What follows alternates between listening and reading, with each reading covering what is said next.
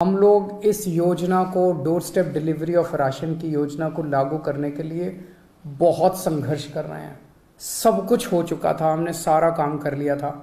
केंद्र की भाजपा सरकार ने इसको रोक दिया। दिल्ली में नहीं लागू करने दिया, कोई बात नहीं, पंजाब में लागू करेंगे।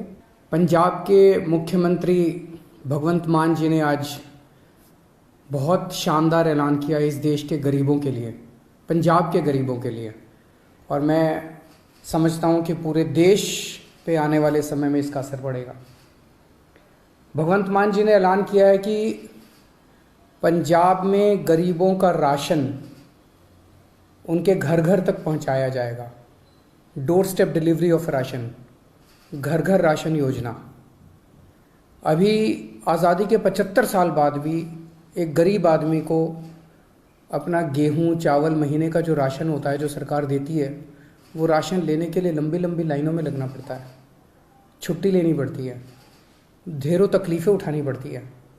आज ज़माना ये आ गया कि एक फ़ोन करो और फ़ोन के ऊपर ऑर्डर करो और पिज़्ज़ा आपके घर आ जाता है, सारा सामान आपके घर आ जाता है, लेकिन राशन लेने के लिए एक गरीब आदमी को लंबी लंबी लाइनों में लगना पड़ता है। तो घर घर राशन योजना के तहत लोगों का गेहूं या आटा या दाल जो भी है, चावल, वो अच्छी सी पैकिंग करके, बोरी में पैकिंग करके आपके घर का जितना भी बनता है वो आपके घर में सरकार हर महीने आपके घर में दे के आएगी।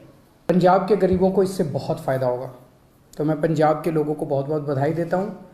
मैं समझता हूँ ये जल्दी लागू होगा, आज ऐलान किया गया है।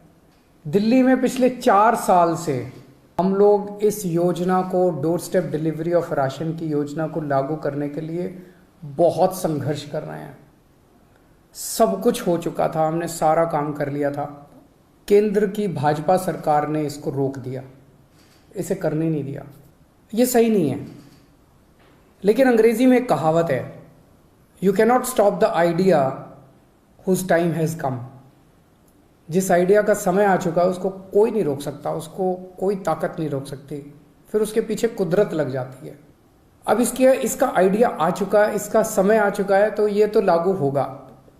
दिल्ली में नहीं लागू करने दिया, कोई बात नहीं, पंजाब में लागू करेंगे।